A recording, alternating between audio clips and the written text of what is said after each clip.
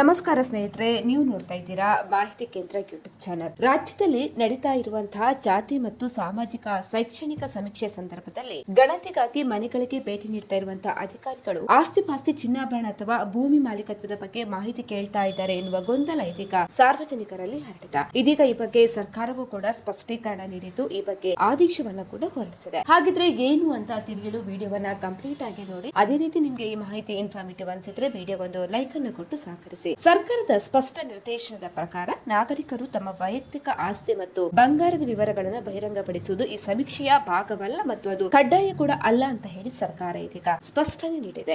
ಗಣತಿಗೆ ಬಂದ ಸಂದರ್ಭದಲ್ಲಿ ಈ ರೀತಿಯ ವಿವರಗಳನ್ನು ಕೂಡ ಕೇಳಲಾಗುವುದಿಲ್ಲ. ಅದು ಯಾವ್ದಪ್ಪ ಅಂತ ಹೇಳಿದ್ರೆ, ಅಧಿಕಾರಿಗಳು ಕೇಳಲು ಅನುಮತಿ ಇಲ್ಲದ ಪ್ರಮುಖ ಪ್ರಶ್ನೆಗಳಂದ್ರೆ ಭೂಮಿಯ ಒಡೆತನ, ಅಂದ್ರೆ ನಿಮ್ಮ ಹೆಸರಿನಲ್ಲಿ ಎಷ್ಟು ಎಕರೆ ಜಮೀನಿದೆ ಅಂತ ಹೇಳಿ ಕೇಳುವ ಹಾಗೆ ಇಲ್ಲ. ಇನ್ನು ನಿಮ್ಮ ಮನೆಯ ಈಗಿನ ಮಾರುಕಟ್ಟೆ ಬೆಲೆ ಅಂದ್ರೆ ಮನೆ ಆಸ್ತಿ ಮೌಲ್ಯದ ಬಗ್ಗೆ ಕೂಡ ಕೇಳುವಾಗಿಲ್ಲ. ಇನ್ನು ಚಿನ್ನಾಭರಣ, ನಿಮ್ಮ ಲಾಕರ್ ನಲ್ಲಿ ಅಥವಾ ಮನೆಯಲ್ಲಿ ಎಷ್ಟು ಚಿನ್ನ ಅಥವಾ ಆಭರಣ ಇದೆ ಎನ್ನುವ ಪ್ರಶ್ನೆಯನ್ನ ಕೂಡ ಕೇಳುವಂತಿಲ್ಲ. ಹಾಗಿದ್ರೆ ಸಮೀಕ್ಷೆಯ ಉದ್ದೇಶದ ಮಾಹಿತಿ ಏನು? ಸಮೀಕ್ಷೆ ಅಧಿಕಾರಿಗಳು ಮನೆಗಳಿಗೆ ಭೇಟಿ ನೀಡಿದಾಗ ಕೇವಲ ಈ ಪ್ರಶ್ನೆಗಳನ್ನ ಅಂದ್ರೆ ಸಾಮಾಜಿಕ ಮತ್ತು ಶೈಕ್ಷಣಿಕ ಮಾಹಿತಿಯನ್ನಷ್ಟೇ ಮಾತ್ರ ಕೇಳ್ತಾರೆ. ಅಂದ್ರೆ ನಿಮ್ಮ ಮನೆಯ ಕೌಟುಂಬಿಕ ವಿವರ ಆಗಿರ್ಲಿ, ಜಾತಿ ಮತ್ತು ಧರ್ಮ, ಇನ್ನು ಶಿಕ್ಷಣದ ಮಟ್ಟ, ಉದ್ಯೋಗದ ವಿವರಗಳು ಮತ್ತೆ ಆದಾಯ, ಅಥವಾ ನಿಮ್ಮ ಹಕ್ಕುಗಳು ಏನು, ಯಾವ ರೀತಿಯ ಉದ್ಯೋಗವನ್ನ ಮಾಡ್ತಾ ಇದ್ದೀರಿ, ಶಿಕ್ಷಣ ಏನೆಲ್ಲ ಆಗಿದೆ, ಈ ವಿವರಗಳನ್ನ ಮಾತ್ರ ಅವರು ಕೇಳ್ತಾರೆ. ಹಾಗಾಗಿ ಒಂದು ವೇಳೆ ಸಮೀಕ್ಷೆ ನಡೆಸಲು ಬಂದ ಅಧಿಕಾರಿಗಳು ನಿಮ್ಮ ಬಂಗಾರ, ಆಸ್ತಿ ಮೌಲ್ಯ ಅಥವಾ ಭೂಮಿಯ ವಿವರಗಳ ಬಗ್ಗೆ ಒತ್ತಾಯಿಸಿದ್ರೆ ನೀವು ಮಾಹಿತಿಯನ್ನು ನೀಡಲು ನಿರಾಕರಿಸುವ ಹಕ್ಕನ್ನು ಕೂಡ ಹೊಂದಿರ್ತೀರಿ. ಹಾಗಾಗಿ ನಿಮ್ಮ ಖಾಸಗಿತನದ ಸುರಕ್ಷತೆಯನ್ನು ಖಚಿತಪಡಿಸಿಕೊಳ್ಳುವ ಉದ್ದೇಶದಿಂದ ಈ ನಿರ್ದೇಶನವನ್ನ ನೀಡಲಾಗಿದೆ. ಹಾಗಾಗಿ ನಾಗರಿಕರು ಯಾವುದೇ ಆತಂಕವಿಲ್ಲದೆ ಸಮೀಕ್ಷೆಗೆ ಅಗತ್ಯವಿರುವ ಸಾಮಾಜಿಕ ಮತ್ತು ಶೈಕ್ಷಣಿಕ ಮಾಹಿತಿಯನ್ನು ನೀಡಿ ಸಹಕರಿಸುವಂತೆ ಸರ್ಕಾರ ಇದೀಗ ಮನವಿ ಮಾಡಿದೆ. ಸ್ನೇಹಿತರೆ, ನಾವು ಮಾಡಿರುವಂತಹ ವಿಡಿಯೋ ಇಷ್ಟ ಆದಲ್ಲಿ ವಿಡಿಯೋಗೊಂದು ಲೈಕ್ ಅನ್ನು ಕೊಡಿ. ಇನ್ನು ಮತ್ತಷ್ಟು ಅಪ್ಡೇಟ್ಗಾಗಿ ನಮ್ಮ ಚಾನೆಲ್ ಅನ್ನು ಕೂಡ ಸಬ್ಸ್ಕ್ರೈಬ್ ಮಾಡಿಕೊಳ್ಳಿ.